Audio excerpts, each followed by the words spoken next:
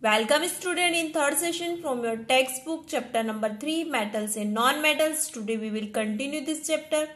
In last session we studied about the chemical properties of metals and non-metals. Second, chemical bonding in their ionic bond and covalent bond. Today we are going to discuss about the occurrence of metals. So the earth crust is a major source of metals. And most of the metals are quite reactive and hence they do not occur as free elements in nature. So most of the metals are found in the form of their compounds called that combined states. Okay. So metal is found in that free state also and that combined state also. So only a few less reactive metals like that copper, silver, gold and platinum are found in free state as metal because of their low chemical reactivity. So that's why these are found in free state.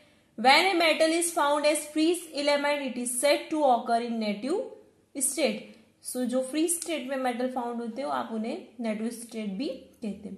So that copper and silver metals occur in free state as well as in the combined state also in the form of compound.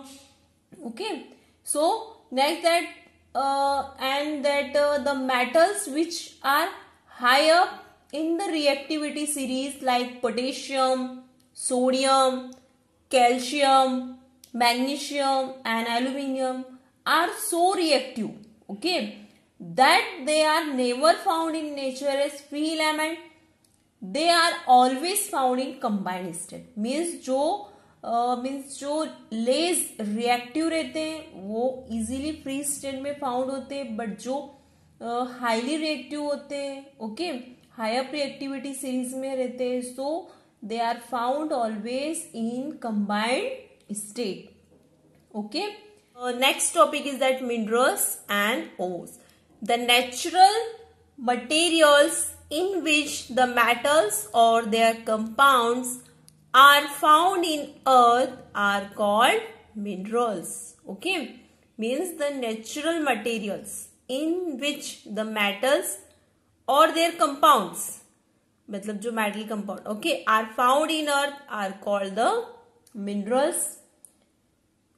Those minerals from which the metals can be extracted conveniently and profitably, okay, and are called ores. उसे क्या कहते हैं? Ores. Clear this one?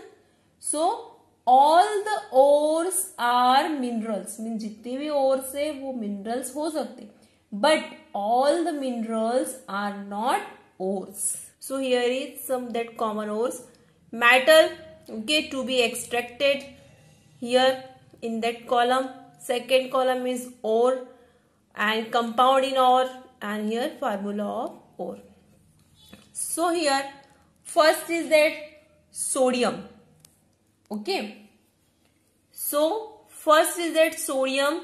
Okay. Name of the ore, that rock salt. Name of the compound in ore, sodium chloride. Formula of ore, NaCl. Clear. Second means इसमें आपको बताया metal to be extracted, मतलब name of the ओर, इस rock salt से sodium को extract किया जाता है. ओके. और कंपाउंड का नाम क्या है और का? सोडियम क्लोराइड, और उसका फार्मूला क्या है? NaCl. Second aluminium. एल्यूमिनियम का और क्या है? Name of the ore bauxite. Okay. Compound in ore, that aluminium oxide, and here formula that Al2O3 or 2H2O. Okay, this is the formula. Now third, zinc. Okay, and name of that ore, that calamine. Okay, and compound in ore zinc carbonate, formula ZnCO3. Here zinc blend, compound in ore zinc sulfide. Next one is iron. Name of the ore hematite. Compound in ore iron, that oxide, iron third, that oxide Fe2O3. Okay. Now next one is copper. So cuprite, this is the name of the ore, cuprite. Compound in ore copper first, that oxide Cu2O. and second name of the ore copper glans, and compound in ore copper first sulfide, and formula of ore Cu2S. Now here next one is that mercury Hg, that metal extracted from that cinnabar. Okay, this is cinnabar, this is the ore name of the ore of that mercury metals. Okay, cinnabar compound mercury second sulfide HgS, this is the formula of cinnabar also. Okay, now manganese Mn, that pyrolusite manganese dioxide. Okay, compound in ore, and there is a formula for is MnO2. Clear this one? So these are the common ores are there. So always remember all the ores are minerals. जितने भी ores है वो minerals है, but all the minerals are not considered as ores. Clear? Next topic is that extraction of metals. Okay. An ore contain a metal in the form of compound, क्योंकि ore के अंदर क्या है, metal है compound form में. So after the mining of the ore from the ground, it must be converted into pure metal. Clear? So that to obtain a metal from its ore is called the extraction of metal. Clear? So the various processes are there. Okay, the ores are converted into free metals by number of steps which depend on the types of ores are used. Means आप कौन सा और use कर रहे हो उस पर depend करता है. ठीक है, स्टेप्स और processes. So nature of impurities present and reactivities of that metal to be extracted. Means जब आप एक्सट्रैक्शन करते हो तो उसमें कौन सी प्रोसेस आपको यूज करना है, तो ये ओर्स के नेचर पे डिपेंड करती है और मेटल की रिएक्टिविटी पे डिपेंड करती है. Clear? So, the various processes involved in extraction of metals from their ores, okay, and refining means to purify, are known as metallurgy. Okay, this is the metallurgy means the various processes involved in the extraction of metals. मतलब जो process में involve होती है, जो आप extract करते हो metal को from their ores, refining to purify. So इस मेथड को टू प्यूरिफाई मेथड को उसे क्या कहते हैं, metallurgy. Clear this one? Okay, so that no single process can be use for the extraction of all the metals. Means single process से आप extract नहीं कर सकते हो. The process to be use varies from metal to metal. Means metal, सभी metals एक जैसे नहीं रहते. ठीक है, तो वो उनकी रिएक्टिविटी सीरीज पे भी डिपेंड करता है, उनकी केमिकल रिएक्टिविटी पे डिपेंड करता है. So metal to metal process change होती है. But that is truth that no single process can be use for the extraction of all metals. So the three major steps involve in the extraction of a metal from its ore are concentration of ore. Okay, second, conversion of concentration ore into metal. Third, refining means purification. Okay, refining of impure metal. So these three methods are used to extract the metals. Clear? So first one is that concentration of ore.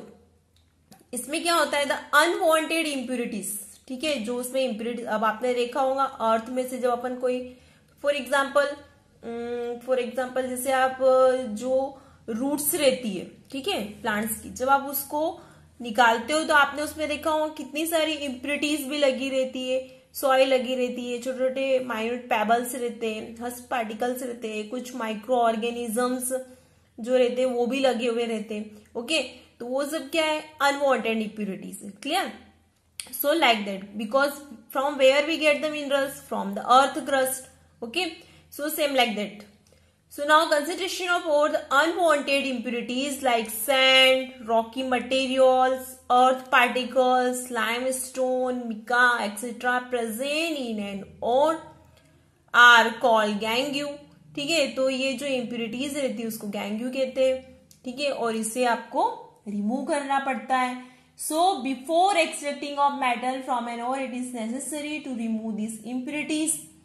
So by removing the gangue, we get a concentrated or containing a much higher percentage of the metals. Clear? Now next is that conversion of concentrated ore into metal. Clear? For the purpose of extracting metal from the concentrated ore, we can group all the metal into following 3 categories. आपको इसको 3 categories में सबसे पहले divide करना पड़ता है, because I already explained for the extraction it depend on the chemical reactivity of that metal. Clear? So first group that metal of high reactivity, second metals of medium reactivity, third metals of low reactivity. Okay, so these are 3 reactivity are there. Clear? So high में क्या रहता है, highly reactive metal present रहते हैं, medium reactivity में moderately reactive metal present रहते हैं और लो में लेस रिएक्टिव मेटल प्रेजेंट रहते हैं. Clear?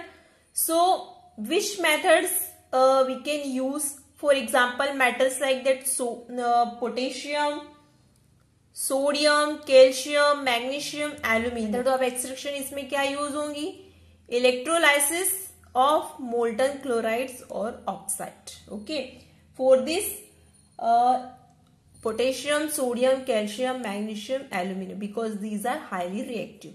Clear? Second, which method we can use for extraction? Metals like zinc, iron, okay, lead, copper. So reduction of oxide with carbon. So this extraction method we can use to purify that, to conversion of concentrated ore into metal. Clear?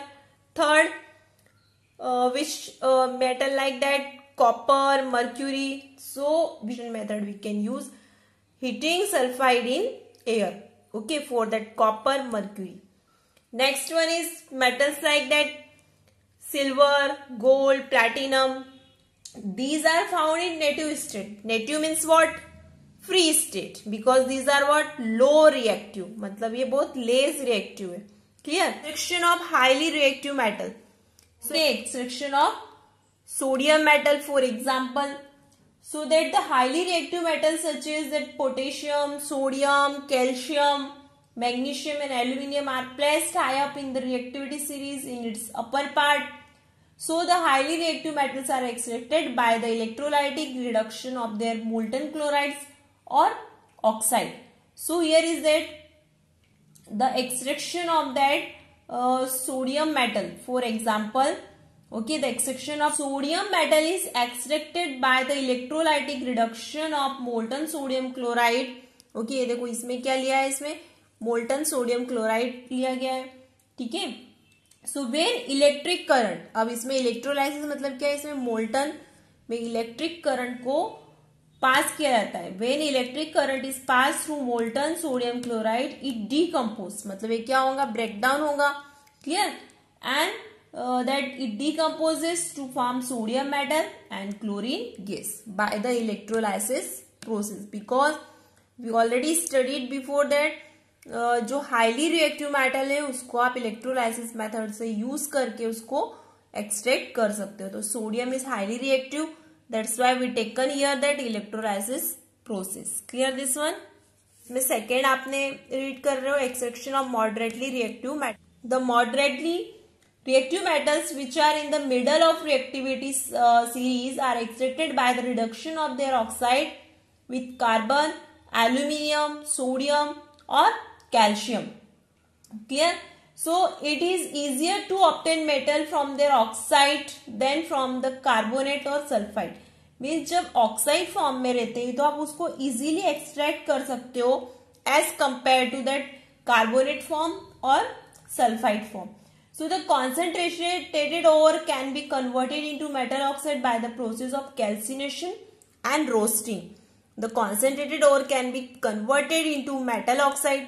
ठीक है, उसको metal oxide में आपको पहले ऑर्स को convert करना पड़ेगा, तो इसके लिए 2 प्रोसेस यूज की जाती है, calcination and roasting. Clear this one? और एक कौन से मेटल में यूज की जाती है, मॉडरेटली रिएक्टिव, मीन्स मीडियम जो रिएक्टिव रहते हैं उनके लिए ये प्रोसेस यूज की जाती है.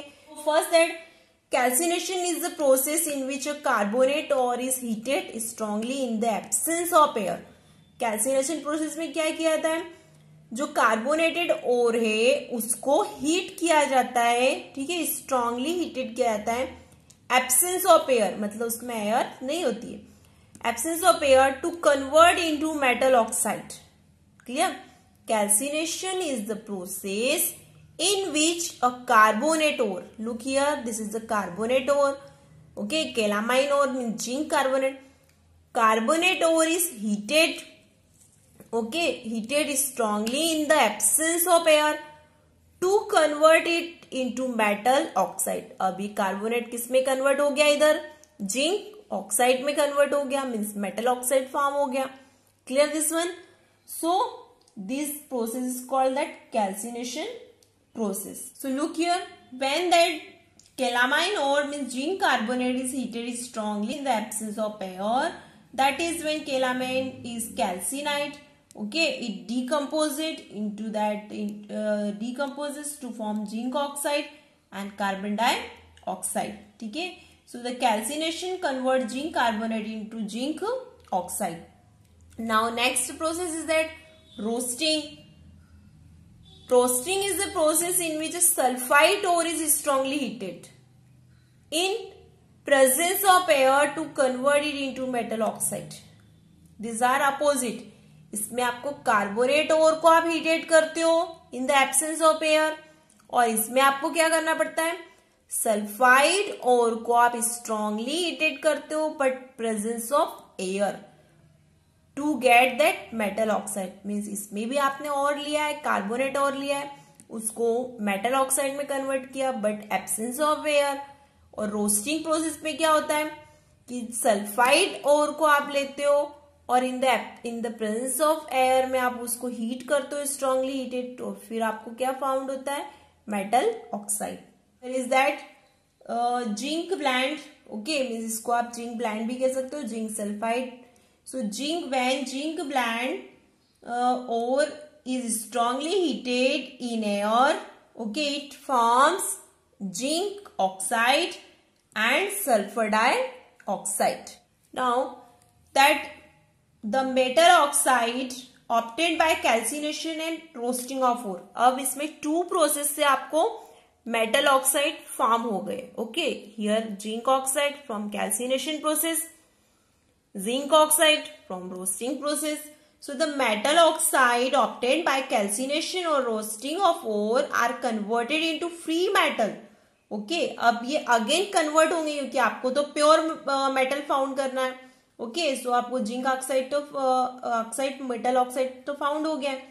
अब the metal oxide are converted into free metal by using reducing agent. अब इसमें रिड्यूसिंग एजेंट आप यूज करेंगे, रिड्यूसिंग एजेंट क्या है, कार्बन, एल्यूमिनियम, सोडियम और calcium. The reducing agent use depends on chemical reactivity of the metal to be extracted. Clear this one? Now third one is that reduction of metal oxide with zinc metal is extracted by the reduction of its oxide with carbon, और इसमें और Coke भी आप ले सकते हो, ठीक है। सो दस when zinc oxide is heated with carbon, जब आप इसको हीट करोगे, है ना, जिंक ऑक्साइड को कार्बन के साथ में हीट करोगे तो आपको zinc metal is produce, okay, heated with carbon, then zinc metal is produce. समझ में आएगा, reduction of metal oxide with carbon, okay. So इसमें रिड्यूसिंग एजेंट कार्बन लिया गया है, जिंक ऑक्साइड जो आपको कैल्सिनेशन और रोस्टिंग प्रोसेस से जो ऑक्साइड मेटल ऑक्साइड फॉर्म हुआ था, जब आपने उसको हीट किया, क्लियर, ये zinc oxide means metal oxide को आपने कार्बन के साथ में हीट किया, फिर आपको जिंक मेटल प्योर फॉर्म में फाउंड हो गया और ये कार्बन मोनोऑक्साइड गैस रिलीज हो गई। Clear this one? Now reduction of metal oxide with aluminium, okay, reduction of metal oxide with aluminium. अब एल्यूमिनियम के साथ भी आप रिडक्शन कर सकते हो। इसमें आपने क्या लिया example, Fe2O3 means iron third oxide. Aluminum reduces iron oxide, okay, to produce iron metal with the evolution of lot of heat. Due to this heat, iron metal is produced in the molten state.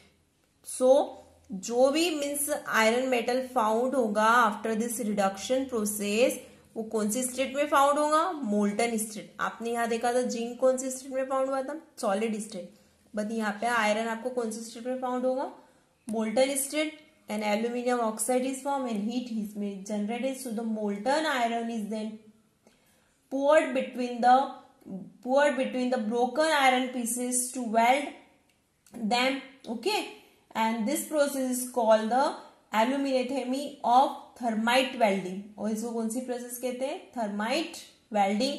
so the thermite welding makes use of the reducing property of aluminium। Clear this one. क्या है, extraction of less reactive metal. अब इसमें आपने highly reactive भी read कर लिया, moderately भी read कर लिया, अब इसमें आप लेस रिएक्टिव मेटल रीड करेंगे। सो दैट इसमें लेस रिएक्टिव मेटल में एग्जांपल लिया है mercury, extraction of mercury, okay, means that mercury is a less reactive metal which is quite low in the activity series. So mercury metal can be extracted just by heating its sulphide ore in air. Means जैसे ही आपने sulphide में cinnabar और ये और है mercury का, इसको जैसे सिंपली आपने हीट किया इन द प्रेजेंस, मतलब रोस्टिंग प्रोसेस होगा, ठीक है, जैसे ही आपने उसको simply that mercury metal can be extracted just by heating its sulphide ore in air. So we get that oxide form of metal, okay, and that sulphur dioxide. क्योंकि आपने देखा है कि जो भी ये रोस्टिंग प्रोसेस किसमें यूज की जाती है, सल्फाइड ओर में यूज की जाती है, इसलिए यहाँ पे रोस्टिंग प्रोसेस यूज है, और सल्फाइड ओर है मतलब सल्फर डाइऑक्साइड फॉर्म होगा। क्लियर। सो इसमें the mercury oxide is heated to about 300 degree Celsius, it decomposes to form that mercury metal. So thus here that this oxide means mercury oxide be taken from that above reaction, okay. So thus the here mercury metal has been produced by the reduction of mercury second oxide by metal alone। mercury oxide को या इसको आपने simply that heat किया, okay, reduction, इसमें reduction हो रहा है, मतलब रिडक्शन का मीनिंग ये था कि उसमें से ऑक्सीजन सेपरेट होता है, ठीक है। तो एबो मीन्स जो रिएक्शन में से फॉर्म हुआ था मेटल ऑक्साइड, इसको आपने हीट किया तो ये प्योर फॉर्म में मेटल मर्क्यूरी मेटल आपको फाउंड हुआ और ऑक्सीजन गैस रिलीज हो गई। This is the third group that low reactivity series. Now about the refining of metals, okay. इसमें 3 स्टेप आपने पढ़ी थी। Extraction of metal is done by the 3 step. First is concentrated ore, okay, second conversion of ore, and third one is that refining of metal. So third one is that refining of metal. The process of purifying, refining क्या होता है, the process of purifying impure metal is called the refining of metal. जो impure metal है उसको purify करने के लिए जो मेथड यूज की जाती है उसको रिफाइनिंग ऑफ मेटल कहते हैं। The most important and most widely used method for refining impure metals is electrolytic refining। सबसे ज्यादा important और widely used कौन सी मेथड है, electrolytic refining. Clear this. Summary of various steps involved in the extraction of pure metals from their ores। अब आप यहाँ पे summary read करोगे जितनी भी आपने 3 स्टेप पढ़ी है जिससे कि आप प्योर मेटल फाउंड करते हो from there. First is that ore, ठीक है। सो जो और है तो कॉन्सेंट्रेटेड और, तो इसमें अब 3 है that concentrated ore of highly reactive. Concentrated ore को 3 इसमें डिवाइड किया गया।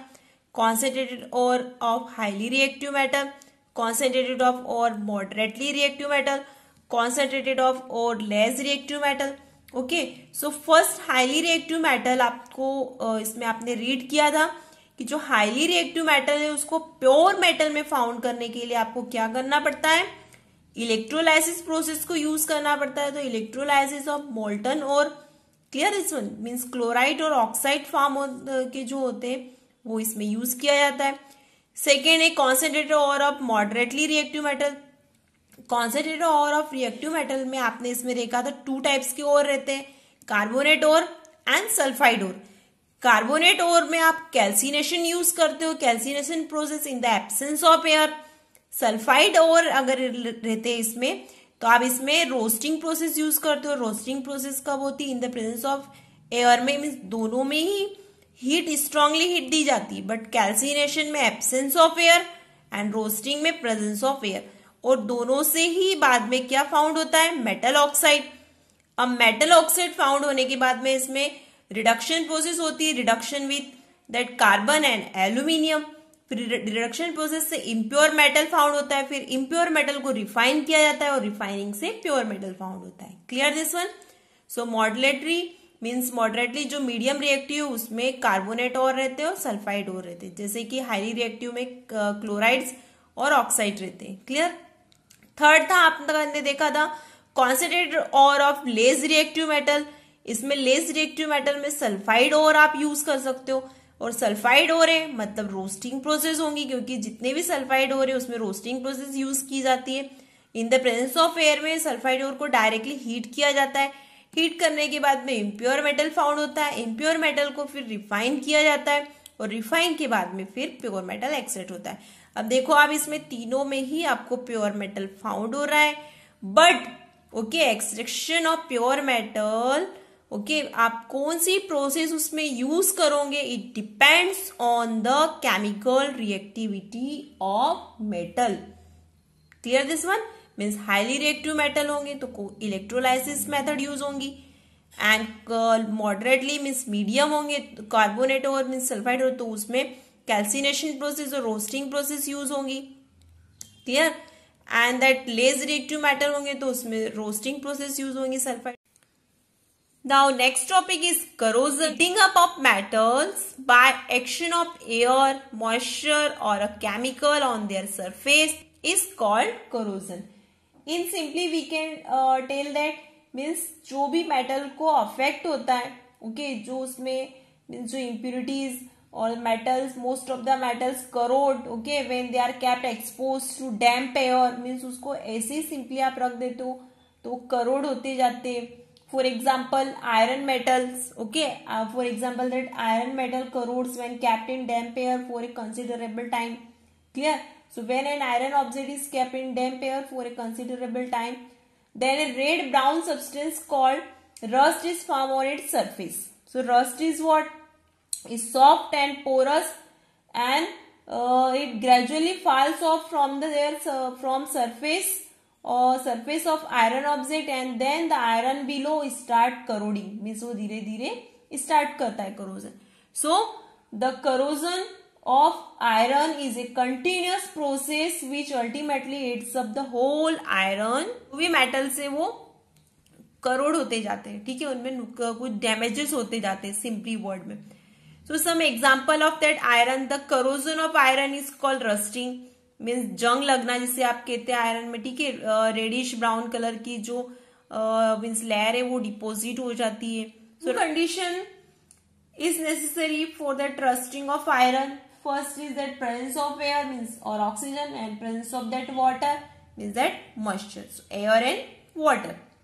सो नाउ प्रिवेंशन ऑफ रस्टिंग, अब आप उसे कैसे प्रिवेंट कर सकते हो? So you know that the wasting of iron object due to rusting causes a big loss of country's economy, so it must be prevented. आपने देखा होगा ब्रिजेस ओके एंड ट्रेन्स की जो रेल्स वगैरह जो बनाई जाती है, ठीक है, वो सब भी इसकी बनी रहती है, ट्रैक जो बनाए जाते हैं वो भी आयरन से।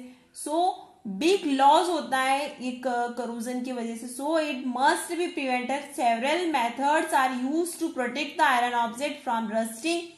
So most of the methods involve coating the iron, means iron के ऊपर coating की जाती है with something to keep out air and water which cause rusting. Thus various common methods of preventing rusting of iron are given.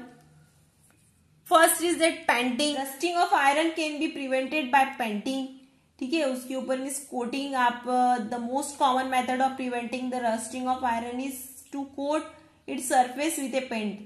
आपने देखा होगा जैसे आपके घर में जो डोर्स ओके जो भी सभी चीज जो आयरन मटेरियल से बनी हुई रहती है उसके ऊपर एक कोटिंग की जाती है जिससे कि उसको जंग नहीं लगे, ठीक है।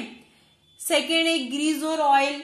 सो rusting of iron can be prevented by applying grease और ऑयल, मीन उसके ऊपर ऑयल और ग्रीजिंग अगर आप लगा देते हो सो क्या होगा उससे, तो व्हेन सम ग्रीस और oil is applied to the surface of an iron object then air and moisture can not come in contact with it, okay, hence rusting is prevented, क्योंकि उसके कांटेक्ट में नहीं आएगी। For example tools and machine part made of iron and steel are smeared with that grease और oil to prevent their rusting. आपने देखा भी होगा जहाँ पे जो टूल्स का यूज किया जाता है तो उसके ऊपर ग्रीस किया जाता है जिससे कि एयर उसके डायरेक्टली कांटेक्ट में नहीं आए, एयर और वाटर, क्योंकि उससे फिर वो उसमें रस्ट नहीं होगा। थर्ड प्रोसेस है galvanisation. Rusting of iron can be prevented bye galvanisation. Galvanisation process में क्या होता है, the process of depositing A thin layer, मतलब उसके ऊपर एक थीन लेयर डिपोजिट की जाती है।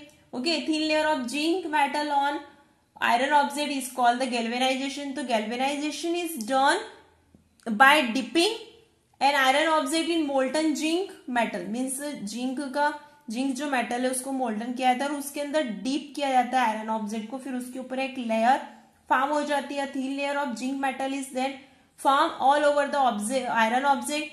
This thin layer of zinc metal on the surface of iron object protects them from the rusting because zinc metal does not corrode on exposure to damp air, क्योंकि आपको पता है zinc metal कैसा है, less reactive है। Clear is that electroplating. So rusting of iron can be prevented by tin plating and chromium plating. So tin and chromium plating is there. Chromium metals are resistance to corrosion. Okay, tin और जो chromium metals है वो resistance to corrosion रहते हैं। So when a thin layer of tin metal is deposited on iron and steel object by electroplating, so then the iron and steel object are protected from the rusting. So इसलिए आपने देखा होगा जो भी अपने घर में फॉर एग्जाम्पल जैसे tiffin boxes made of steel and nickel plated from inside and outside to protect them from rusting. Tin is used for plating tiffin boxes because it is non-poisonous and hence does not that contaminated the food kept in them. So chromium plating भी आपने देखी हुई है, ठीक है। So chromium plating में क्या होता है, chromium plating is done on the taps, नल जो रहते हैं अपने घरों में, ठीक है, जो taps use bicycle handle bars and that bicycle handlebars, car bumpers made of iron and steel to protect them from rusting and give them a shiny appearance also. So tin की और क्रोमियम की plating की जाती है उसको rusting से बचाने के लिए। Clear this one. Fifth one is like alloying. Rusting of iron can be prevented by alloying it to make stainless steel.